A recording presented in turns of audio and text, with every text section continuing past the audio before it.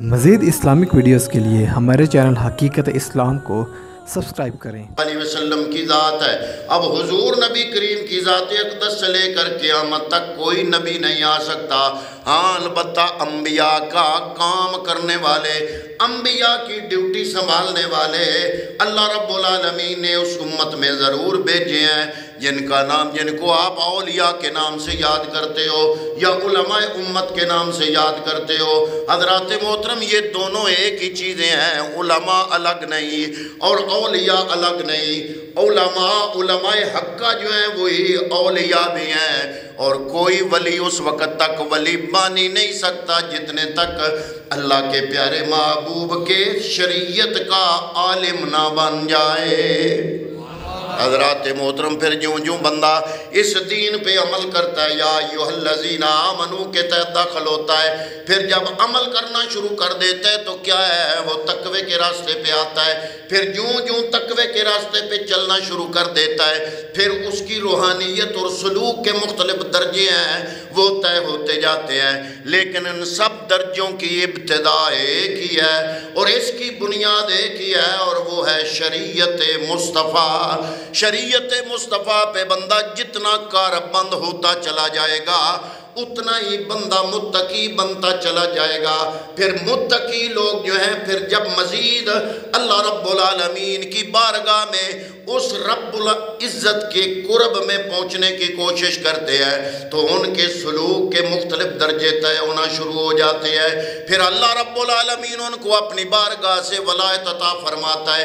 پھر ولایت کی دو قسمیں ہوتی ہیں، کچھ اولیاء کاملین تو ایسے ہوتے ہیں جن کو اللہ رب العالمین نے مادرزاد ولایت عطا کی ہوتی ہے، اور کچھ ایسے ہوتے ہیں جو یا ایھا الذین آمنو کے تحت تو پہلے داخل ہوئے، پھر تقوی کے راستے پہ چلے، پھر تقوی پر زندگی گزارتے گزارتے اپنے اس پورے جسم پر شریعت کو جب نافذ کرتے ہیں، پھر اللہ رب العالمین کے قرب کے درجات جب شروع ہوتے ہیں، اپنی روح کو رب العالمین کی بارگاہ کی طرف لے جانے کے لیے مختلف ریاضتیں اور مجاہدے کرتے ہیں۔ شریعت میں جتنے کامل ہوتے چلے جاتے ہیں، اپنے خواہش نفس کو جتنا کنٹرول کرتے چلے جاتے ہیں، اپنے نفس امارہ پر جتنا حاوی ہوتے چلے جاتے ہیں، اتنا ہی نفس مطمئنہ ترقی کرتا چلا جاتا ہے۔ جو نفس مطمئنہ ترقی کرتا چلا جاتا ہے، بندہ روحانیت کے درجات طے کرتا چلا جاتا ہے۔ پھر مختلف درجات ہیں روحانیت کے، اور پھر وہ بندہ سلوک کے یہ درجے طے کرتا کرتا مقام ولایت پر پہنچ جاتا ہے۔ پھر مقام ولایت بھی ایک نہیں ہوتا، پھر مقام ولایت بھی اس کے اعتبار سے، اس کی محنت کے اعتبار سے مقام ولایت میں بھی مختلف درجات ہوتے ہیں۔ پھر بندہ روحانی درجات طے کرتا چلا جاتا ہے۔ لیکن یہ بات مسلمہ ہے اور یہ بات پکی ہے، یہ بات بنیادی ہے کہ کوئی بندہ بھی میرے نبی کی شریعت کی خلاف ورزی کر کے ولایت حاصل نہیں کر سکتا۔ جتنا میرے محبوب کی شریعت پر عمل درآمد میں جتنا کامل اور پکا ہوتا چلا جائے گا، اتنی اس کی روحانیت مضبوط ہوتی چلی جائے گی۔ پھر جوں راہ سلوک کی منازل طے کرتا چلا جائے گا، مقام ولایت کے درجے بڑھتے چلے جائیں گے۔ لیکن حضرات محترم، ان تمام چیزوں کا دار و مدار صرف اور صرف شریعت مصطفیٰ پر ہے۔ شریعت کی خلاف ورزی کرنے والا کبھی بھی ولی نہیں بن سکتا، پہنچا ہوا نہیں ہو سکتا، اس کی دعاؤں کو کبھی بھی قبولیت کا درجہ نہیں مل سکتا، اس کے دم میں کبھی بھی حقیقی روحانیت نہیں آ سکتی۔ کیوں؟ اس لیے کہ جو شریعت کا دشمن ہے وہ میرے محبوب کا دشمن ہے، اور جو میرے محبوب کا دشمن ہے وہ دشمن خدا ہے، اور دشمن خدا کو ولایت مل جائے یہ کیسے ہو سکتا ہے؟ یہ عام لوگوں کی جہالت ہے۔ حقیقت بات یہ ہے کہ شریعت مصطفیٰ پر جوں بندہ عمل کرتا چلا جاتا ہے، روحانیت کا سفر شریعت سے شروع ہوتا ہے۔ اور اس ربیع الثانی کے مہینے کے اندر اس کی 17 تاریخ کو جس ہستی کا وصال ہے، یہ کون ہستی ہے؟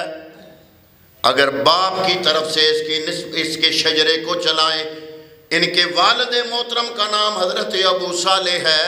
حضرت ابو صالح آپ کا اگر شجرہ نسب چلائیں تو 11ویں پشت میں امام حسن سے جا کے مل جاتا ہے، اور اگر آپ کی والدہ ماجدہ سیدہ فاطمہ ام الخیر آپ کی طرف سے اگر آپ کا شجرہ چلائیں تو 11ویں پشت میں امام حسین تک چلا جاتا ہے۔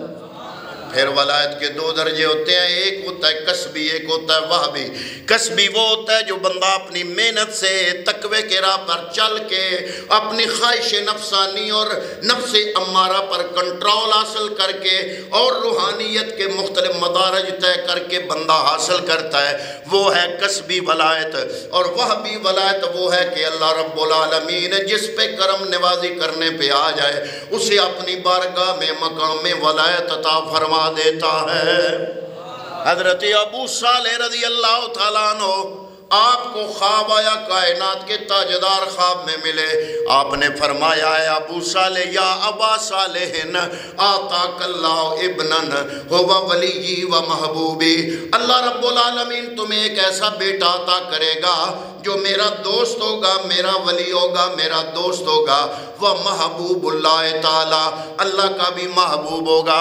سَيَكُونُ لَهُ شَانٌ فِي الْأَوْلِيَاءِ وَالْأَقْطَابِ كَمَا شَانِ بَيْنَ الْأَنْبِيَاءِ وَالرُّسُلِ، اس کی شان ولیوں اور کتبوں میں ایسے ہوگی جیسے میری شان نبیوں اور رسولوں میں ہے، یعنی جیسے میں نبیوں اور رسولوں کا امام ہوں، تیرا بیٹا جو ہوگا، تیرا بیٹا اے ابو صالح ولیوں اور کتبوں کا سردار ہوگا۔ پھر بیٹا ہوا، نام رکھا عبد القادر۔ 1 رمضان تھی، 470 ہجری تھی۔ 470 ہجری کا مطلب سمجھتے ہیں آپ؟ 5ویں صدی ہجری، 4 صدیاں گزر گئی تھیں اور 5ویں صدی ہجری کا 17واں سال تھا، 470، یعنی اب جو ہے وہ ہے 1444 ہجری۔ 2022 تو سارا نہیں حال ہے نا، اسلامی 1444، اور یہ بچہ کب پیدا ہو رہا ہے؟ 470، یعنی پوری 10 صدیاں پہلے کی بات ہے۔ نام رکھا عبد القادر۔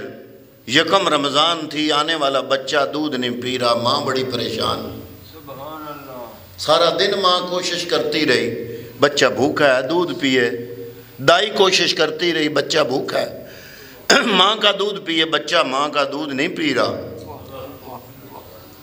1 رمضان تھی، جب لوگوں نے روزہ کھولا افطاری ہوئی تو بچے نے خود ہی دودھ پینا شروع کر دیا۔ پہلے دن ماں نے سمجھا اتفاق ہو سکتا ہے بچے کو کوئی تکلیف ہو جس وجہ سے اب تک نہیں پیا، پینا شروع کر دیا۔ لیکن جب دوسرا دن آیا، سحری کے ٹائم سے لے کے سارا دن بچہ پھر بھوکا رہا۔ تیسرا دن بھی ایسا، پورا مہینہ یہ آنے والا بچہ جو حضرت ابو صالح کے گھر میں پیدا ہوا، یہ پورا مہینہ سحری سے لے کر افطاری تک دودھ نہیں پی رہا۔ میں کہا من چنگا ہو ولی آ، میرے تو رکن وچ ایک ولی ہے جدا بھی ہویا ہے، جدا مرید میرے کو آیا تو ساکھیا با میرے مرشد بڑے پہنچے ہو مکہ میں، 5 ویری روزہ کھول دینا۔ رمضان شریف وچ مولانا صاحب دوپہری میرے کو آ گئے میرے مرشد تے فرمایا حکا بکھا، تے میں حکا بکھایا تے سوٹا لایا جدوں تے حکے وچوں اللہ ہو دی آواز پہ آوے۔ بڑ بڑ ہوئی نا، ہائے ہائے ہائے ہائے ہائے میری قوم، ہائے میری قوم، یہ آنے والا بچہ، بچے پہ روزے فرض نہیں ہوتے، بچہ بلوغت سے پہلے معصوم ہوتا ہے، روزہ فرض نہیں ہوتا، لیکن یہ ابو صالح جنگی دوست کے گھر میں جو بچہ عبد القادر کے نام کا آیا، یہ آتے ہی پورا مہینہ روزے رکھ کے بتا رہا ہے ولی کامل وہ ہوتا ہے جو روزہ فرض نہ ہو پھر بھی رمضان المبارک کے روزے رکھ کے دکھا دے۔ ولی وہ نہیں ہوتا جو شریعت کی خلاف ورزی کرے، ولی وہ ہوتا ہے جو شریعت کی پاسداری کرے، شریعت کی پابندی کرے۔ جس بندے نے شریعت کی خلاف ورزی کر لی، بے نماز بے روز، چاہے سید صاحب ہیں، لیکن وہ ولی نہیں ہو سکتے۔ ولایت رب العالمین ہر بندے کو نہیں دیتا۔ یہ بھی ہم نے بنایا ہوا ہے، میں جڑے گدی نشین ہاں، مگر یہ کیڑا ہوتا ہے، ایک مربے میں وراثت تقسیم ہوئی ہے تو تین بھی لب گئی ہے میں گدی نشین ہاں۔ کچھ چیزاں تو ایسی دھکے نال ہی بنائی ہیں۔ ولایت تو رب العالمین عطا کرتا ہے، جسے چاہے عطا فرما دے، چاہے تو بیلول دانا کو عطا کر دے، چاہے تو جنید بغدادی کو عطا کر دے۔ یہ نسل در نسل نہیں چلتا کام۔ اسی وابیاں مگر انجے پہ ہیں، اسی آپ درست ہو جائیے، وابیاں نو ساڑھے تے کیچڑ اچھالنے واسطے شے کوئی نہیں لبنے، جب ہم نے خود درست ہو جانا ہے۔ اور یہ جو پیری فقیری کا یہ تصور ہے نا، اس نے ہماری قوم کو برباد کر کے رکھ دیا۔ وہ خانقاہی نظام جو کبھی اسلام کی شان و شوکت کا سبب تھا، وہی خانقاہی نظام اسلام کی بربادی کا سبب ہے۔ حضور غوث اعظم شیخ عبد القادر جیلانی، وہ 1 مہینے کا بچہ پورا مہینہ روزے رکھے، روٹین روز کی یہی ہے، سحری سے لے کر افطاری تک دودھ نہیں پیتے، افطاری کے ٹائم دودھ پیتے ہیں۔ جب پورے سال کا ہوا بچہ اگلے رمضان المبارک کو شور مچا کہ رمضان کا چاند طلوع ہوا یا نہیں ہوا، لوگوں نے کہا کہ سیدہ فاطمہ ام الخیر جو امام حسین کی لڑی سے تھیں، 11ویں پشت میں سیدہ فاطمہ کا شجرہ نسب امام حسین تک جا ملتا ہے۔ ان کا گھر جاؤ، ان کے گھر ایک بچہ آیا ہے جو پورا مہینہ سحری سے افطاری تک روزہ رکھتا ہے۔ اگر اس بچے نے روزہ رکھ لیا سمجھو چاند رمضان کا طلوع ہو گیا، اور اگر اس بچے نے روزہ نہیں رکھا تو سمجھو چاند طلوع نہیں ہوا۔ لوگوں نے آ کے دروازہ کھٹکھٹایا، کون؟ سیدہ فاطمہ ام الخیر، ہم آئے ہیں سوال کرنے، پوچھنے آئے ہیں، آپ کے بیٹے نے دودھ پیا، ہم پتہ کرنا چاہتے ہیں رمضان شروع ہوا یا نہیں۔ وہ فیصلے جو آج آپ کی روایت ہلال کمیٹی کرتی ہے، وہ 1 سال کے تھے غوث پاک جو فیصلے اس وقت کر رہے تھے۔ ماں نے کہا جاؤ روزہ رکھو، میرے بیٹے نے دودھ نہیں پیا، رمضان المبارک کا چاند طلوع ہو گیا ہے۔ تو حضرات محترم اسی انداز سے پلے، 4 سال کے ہوئے تو ماں نے قرآن پاک ناظرہ مکمل کروا دیا گھر میں، ابتدائی کچھ کتابیں بھی پڑھا دی۔ مزید جب عمر بڑھی، 18 سال ہوئی عمر، تو عرض کیا کہ میں مزید تعلیم حاصل کرنے بغداد جانا چاہتا ہوں، کیونکہ جس شہر میں پیدا ہوئے اس شہر کا نام تھا گیلان۔ گیلان ایران کا شہر تھا، ایران کے ساتھ ہی عراق ہے، جو سرحدیں آج ہیں وہ اس زمانے میں نہیں تھی۔ بغداد مرکز تھا علم و عرفان کا 5ویں صدی ہجری میں۔ اور ماں بھی بختہ لی ہے، اسے نہیں ہے کہ اب پترا سی تے جمدے پیراں ادم درود کرتے آپ نظرانے موجاں ہی موجاں، تین کیڑی لوڑ ہے مدرسے جا کے رولنے دی، دین پڑھنے کی تجھے کیا ضرورت پڑی؟ لیکن نہیں ماں تھی، حقیقی امام حسین کی نسل میں سے تھی، امام حسین کا خون دوڑتا تھا ماں کی رگوں میں، ماں کہتی ہے بیٹا تیرا باپ ہو گیا فوت، 80 درہم ترکہ چھوڑ گیا، 40 درہم تیرے ہیں، 40 درہم تجھ سے جو چھوٹا ہے جس کا نام عبداللہ ہے۔ حضور غوث اعظم کا ایک چھوٹا بھائی تھا جس کا نام تھا عبداللہ، اور یہ جوانی میں ہی گیلان کے اندر ان کا انتقال ہو گیا تھا۔ ماں کہتی ہے 40 درہم تیرے چھوٹے بھائی کے ہیں، 40 درہم تیرے ہیں، اگر تو نے دین کا علم پڑھنے جانا ہے جاؤ بغداد، لیکن میری روحانیت، میری تصوفانہ نظر، روحانی نظر میری یہ کہہ رہی ہے کہ اے میرا بیٹا تم پڑھنے کے لیے بے شک چلے جاؤ، لیکن یہ تیری اور میری آخری ملاقات ہوگی، مجھے زندگی اتنی مہلت نہیں دے گی، اس کے بعد تیری میری ملاقات قیامت کے دن ہوگی، لیکن میں تمہیں دین کا علم پڑھنے کے لیے اللہ کے راستے میں قربان کرتی ہوں، جاؤ چلے جاؤ۔ وہ بچہ اپنی ماں کی دعا لے کر 40 درہم ماں نے گدڑی میں سی دیے، اندر کی طرف قمیض کے اندر کی طرف سی دیے، اور جاتے ہوئے ایک ہی وصیت کی کہ پتر مال چاہیے، حلال ہوئے یا حرام ہوئے نہیں ویکھنا، یہی کیتی ہوڑی وصیت۔ اللہ اکبر، پترا حلال حرام نہیں ویکھنا، روپیے چاہیے دن۔ جدو گھروں یہ وصیت ہے من پترے کرنا بھی دکھیے۔ ماں کہتی ہے بیٹا جاؤ، لیکن میری ایک وصیت ہے، جو بھی مشکل پیش آ جائے کبھی جھوٹ نہ بولنا۔ ایک قافلہ جا رہا تھا بغداد، یہ بچہ اس قافلے میں شامل ہو گیا۔ جب قافلہ صحرا سے گزرنے لگا، ڈاکو آئے، انہوں نے قافلہ روکا، سارا قافلہ لوٹ لیا۔ ایک ڈاکو اس بچے کے پاس بھی آیا، اے بچے تیرے پاس کچھ ہے؟ فرمایا ہاں 40 درہم ہے۔ اس نے تلاش کیا، ملے کوئی نہیں۔ بچے کو وہ ڈاکو کہتا ہے کہ بیٹا 40 درہم تم کہتے ہو تیرے پاس ہیں، میں نے ساری تلاشی لے لی ہے، درہم نہیں ملے۔ وہ کہتا ہے، بچہ کہتا ہے کہ تمہیں ملے یا نہ ملے، لیکن میں کہتا ہوں میرے پاس اب بھی 40 درہم ہے۔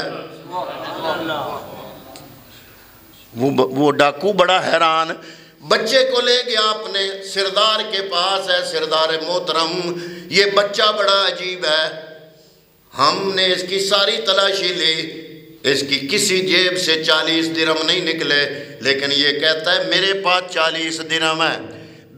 اس ڈاکوؤں کے سردار نے قریب بلایا، بیٹا کیا تیرے پاس ہیں 40 درہم؟ ہاں جی میرے پاس 40 درہم ہے۔ کہاں ہے؟ ہمیں تو نہیں ملے۔ آپ نے قمیض اتار کے اندر کی طرف ماں نے سی کے رکھے تھے، وہ دکھا دیے کہ یہ ہیں۔ ڈاکوؤں کا سردار بڑا حیران ہوا، بیٹا اگر تم بچانا چاہتے تو بچا سکتے تھے، لیکن کیا وجہ ہے کہ تم نے خود بتائے ہمیں تو ملے نہیں، ہم نے بڑی تلاشی لی ہمیں نہیں ملے، تم بچا سکتے تھے، بچائے کیوں نہیں؟ آپ نے فرمایا بچاتا کیسے؟ ایک طرف دنیا کا مال تھا، دوسری طرف اپنی ماں کا حکم تھا۔ ماں کے حکم کی نافرمانی کرتے ہوئے دنیا کا مال بچا لیتا، آخرت برباد کر دیتا۔ حضرات محترم ولی کامل جو مادرزاد ولی تھا، اس کی زبان سے یہ جملہ نکلنا تھا، وہ جو ڈاکوؤں کا سردار تھا اس کا دل تبدیل ہونا شروع ہو گیا۔ وہ کہتا ہے بیٹا تم بڑے عجیب ہو، تم نے میرے دل کی دنیا بدل دی، میری آنکھیں کھول دی، اپنا ہاتھ نکالو، میں تیرے ہاتھ پہ ہاتھ رکھ کے میں پچھلی زندگی سے توبہ کرنا چاہتا ہوں۔ میں تو کہتا ہوں کہ یہ اصل میں بات نہیں تھی، بات یہ تھی کہ غوث ثقلین کی نظر پڑ گئی تھی، تو نگاہ ولی میں یہ تاثیر دیکھی۔ اقبال نے کہا ہے بدلتی ہزاروں کی تقدیر دیکھی۔ جو ولی کامل ہوتا ہے اس کی یہ تاثیر ہوتی ہے، وہ جو ڈاکوؤں کا سردار تھا وہ ولیوں کا سردار بن گیا۔ حضور نبی کریم صلی اللہ تعالیٰ علیہ وآلہ وسلم نے آپ کے والد محترم کو جو فرمایا تھا آتاک اللہ ابنا، تجھے رب بیٹا دے گا وہ میرا ولی ہوگا۔ مصطفیٰ کریم کا ولی ہو اور دنیا بچانے کے لیے جھوٹ بولے، یہ نہیں ہو سکتا۔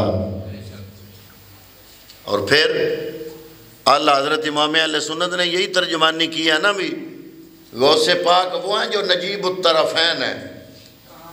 نجیب کا مطلب ہوتا ہے صاف، پاک، طیب، طاہر، دونوں طرفیں جن کی پاک ہیں، نانک وال دادک وال۔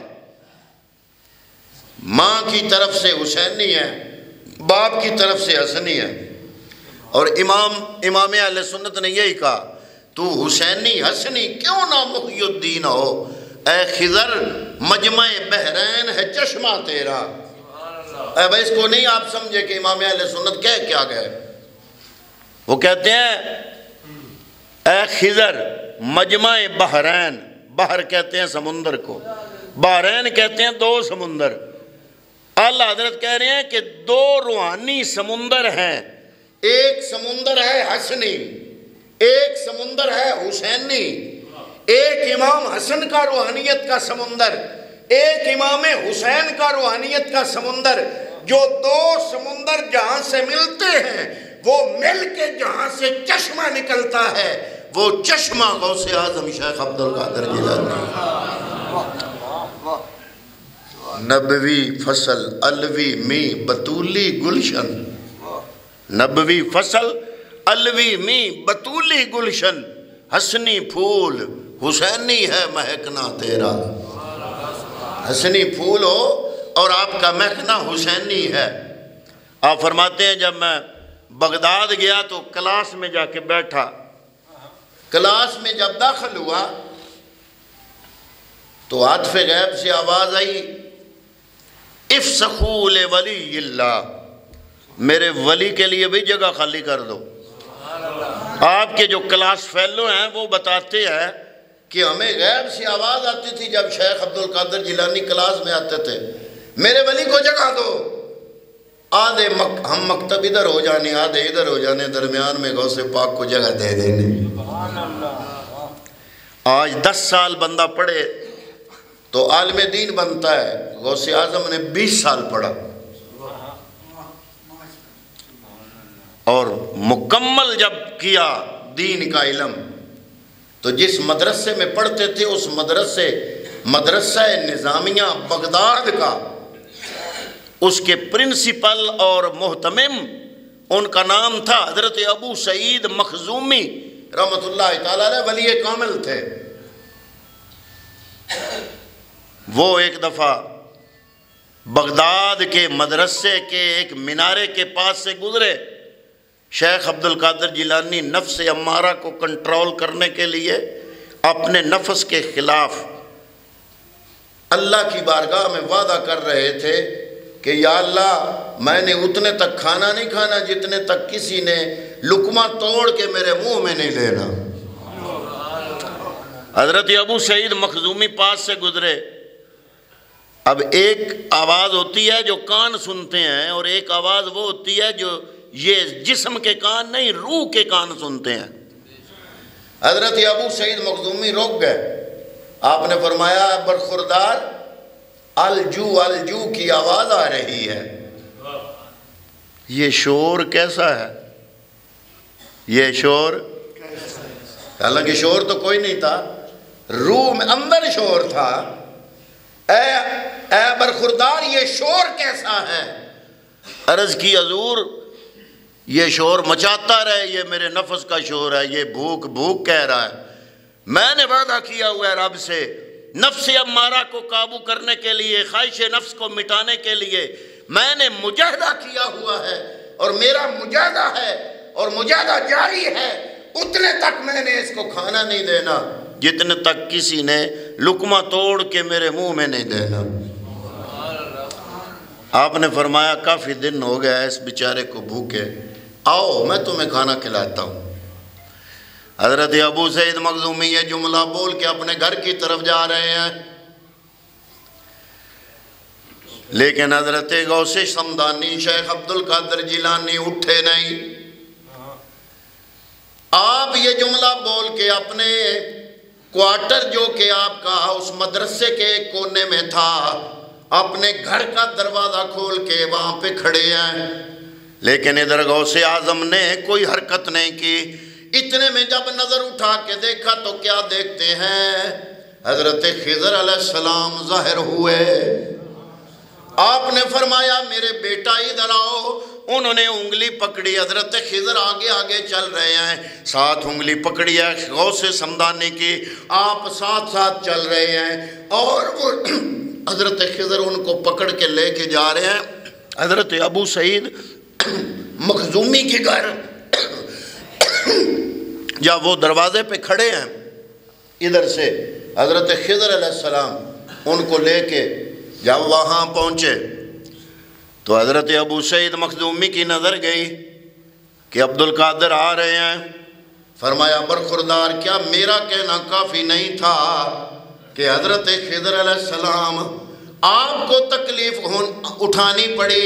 عرض کیا جناب رب کی بارگاہ میں وعدہ کر بیٹھا تھا، میری گستاخی معاف کرنا میرے استاد ہو، رب کی بارگاہ میں وعدہ کر بیٹھا تھا اتنے تک کھانا نہیں کھانا جتنے تک کوئی لقمہ توڑ کے میرے منہ میں نہ ڈالے۔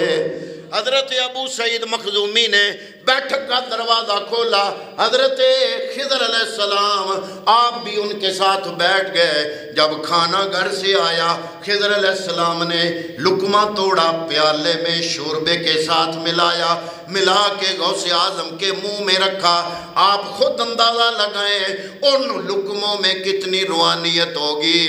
جو لقمے کھانا بنا حضرت ابو سعید مخزومی جو کہ ولی کامل تھے، ان کے گھر میں کھانا بنا ہے، اور لقمہ توڑ توڑ کے منہ میں ڈالنے والا کوئی عام بندہ نہیں۔ حضرت خضر علیہ السلام حضرت ابو سعید مخزومی رحمت اللہ تعالیٰ علیہ نے جب دیکھا کہ ان کا طالب علم سارا کورس مکمل کر بیٹھا، کتابوں والا کورس بھی مکمل ہو گیا، مجاہدے اور ریاضتوں والا کورس بھی مکمل ہو گیا۔ حضرت شیخ عبد القادر جیلانی نے کتنے سال روزے رکھے، کتنے سال آپ فرماتے ہیں 40 سال میں نے روز رات کو عشاء کی نماز سے لے کر فجر کی نماز تک پورا ایک قرآن پاک مکمل کیا، روز کی روٹین تھی۔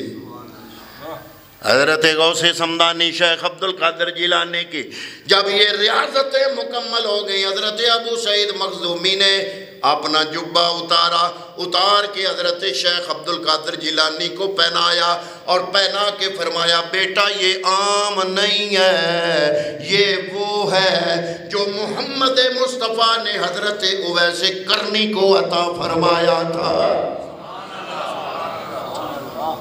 حضرت اویس کرنی کی بارگاہ میں، حضرت اویس کرنی کا زمانہ حضور کا زمانہ ہے، ماں کی خدمت کی وجہ سے حضور کی بارگاہ میں زیارت کے لیے نہیں جا سکے، صحابی نہیں بن سکے، تابعی ہیں، لیکن کملی والے ممبر پہ بیٹھے جب کبھی یمن کی طرف چہرہ فرماتے تو حضور فرماتے کہ مجھے یمن کی طرف سے محبت کی خوشبو آ رہی ہے۔ یا رسول اللہ کون ہے؟ فرمایا یمن کا شہر ہے، اس کا ایک جنگل ہے، کرن میں ایک میرا عاشق ہے، میری محبت میں تڑپتا ہے۔ یا رسول اللہ نشانی کیا ہے؟ فرمایا اس کے بازوؤں پہ برس کے سفید داغ ہیں۔ اے عمر تیرے دور خلافت میں یمن فتح ہوگا، جب اس سے ملاقات ہو تو اے علی اور اے عمر تم دونوں جانا، میں محمد کا سلام بھی دینا اور یہ جبہ بھی اسے دینا، اور اویس کرنی کو کہنا میری امت کی بخشش کی دعا کرے۔ حضرت عمر فاروق کے زمانے میں یمن فتح ہوا، حضرت عمر فاروق نے مولا علی کو بلایا، فرمایا یاد ہے وہ حکم جو حضور نے دیا تھا؟ فرمایا یاد ہے۔ فرمایا چلو میرے ساتھ، حضور کا جبہ لے کے تلاش کریں وہ اویس کہاں رہتا ہے۔ کرن کے جنگلوں میں ڈھونڈ رہے ہیں، اویس کو ملنا ہے جی۔ لوگوں نے کہا ایک مجذوب سا بندہ ہے تو صحیح، ادھر جنگل میں ہے، وہ عبادت ہی کرتا رہتا ہے، خلیفہ وقت، آپ کو اس سے کیا کام؟ فرمایا اس کو سلام دینا ہے، نبیوں کے امام کا۔ ان کو ڈھونڈتے ڈھونڈتے جنگل میں گئے، ان کو کہا کہ حضور سلام دیتے ہیں۔ جب انہوں نے اپنا بازو باہر نکالا تو سفید داغ نظر آئے، وہ جبہ دیا، فرمایا یہ جبہ حضور نے تحفے کے طور پہ دیا ہے۔ حضرت اویس کرنی نے وہ جبہ سامنے رکھا اور فرمایا کہ حضور نے حکم فرمایا تھا اویس کو کہنا میری امت کی بخشش کی دعا کرے۔ حضرت اویس نے جبہ سامنے رکھ کے عرض کیا مولا اس جبے کا صدقہ میرے نبی کی امت کی بخشش فرما۔ عاطف غیب سے آواز آئی، اب سننا ذرا، عاطف غیب سے آواز آئی کہ اے اویس تو نے دعا کی، تیری دعا کی وجہ سے آدھی امت کی بخشش کر دی۔ یہ پہلی صدی ہے، 5ویں صدی ہجری میں ایک قطب الاقطاب ہوگا، غوث الاغیاث ہوگا، آدھی امت کی بخشش اس کی دعا سے ہوگی۔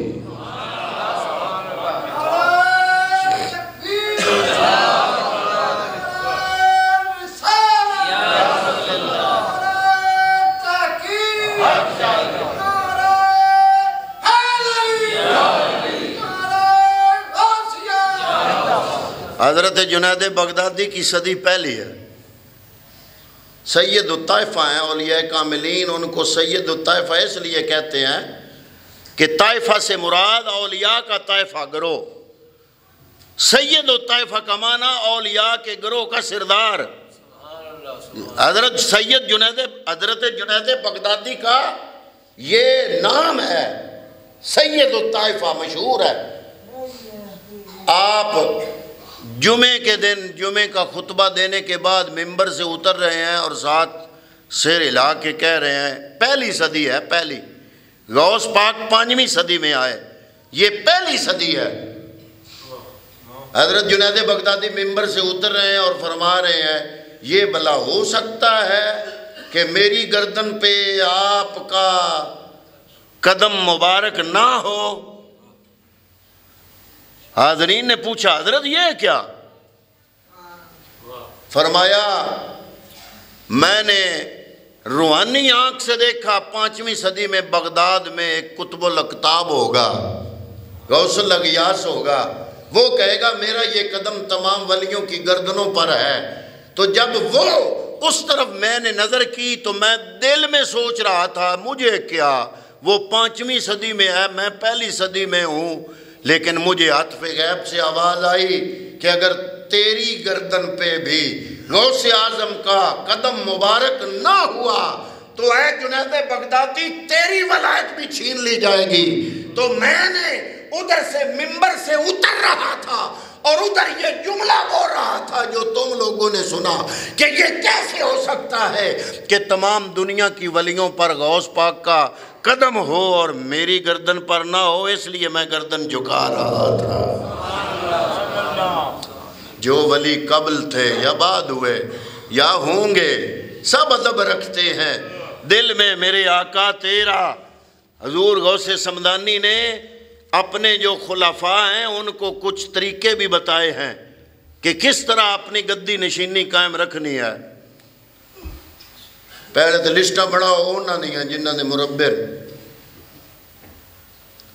پھر انہاں دیاں جنہاں دے جڑے اچھے اعلیٰ ملازم،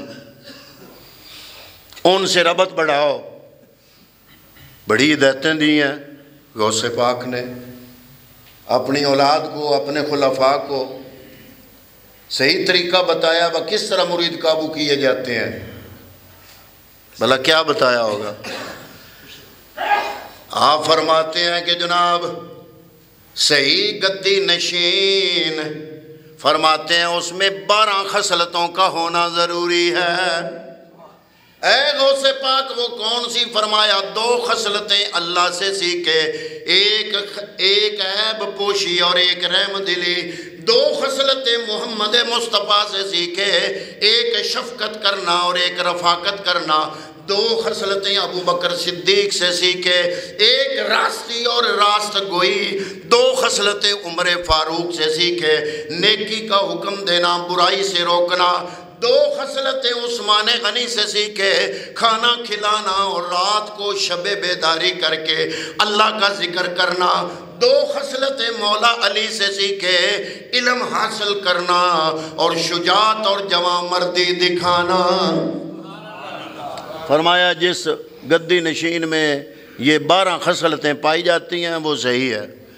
پھر آپ نے فرمایا تصوف کا دار و مدار ان چیزوں پر ہے کہ سخاوت حضرت ابراہیم علیہ السلام سے حاصل کرے، رضا حضرت سیدنا اسحاق اللہ کے نبی ان کی اس صفت سے رہنمائی حاصل کرے، صبر حضرت ایوب سے حاصل کرے، اور مناجات سیدنا زکریا علیہ السلام سے حاصل کرے، اور تضرع سیدنا یحییٰ علیہ السلام سے حاصل کرے، اور صوف حضرت موسیٰ علیہ السلام سے حاصل کرے، سیاحت حضرت عیسیٰ علیہ السلام سے حاصل کرے، اور یہ سارا کچھ لے کر فکر سیدنا محمد صلی اللہ علیہ وسلم سے حاصل کرے۔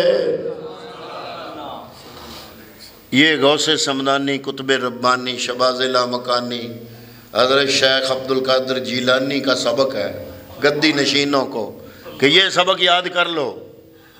خود مفسر قرآن بھی ہے، حضور نبی کریم کی سنت کے عالم بھی ہے، پہلے علم حاصل کیا، پھر محنت کر کے ولایت کا مقام حاصل کیا۔ غوث سمدانی نے بتایا کہ شریعت مطہرہ کی خلاف ورزی کرنے والا اللہ کا دشمن تو ہو سکتا ہے، ولی کامل نہیں ہو سکتا۔ تو دعا ہے کہ اللہ رب العالمین ہمیں غوث سمدانی کی روحانیت سے فیض حاصل کرنے کی توفیق عطا فرمائے۔ وما علیہ الا البلاغ۔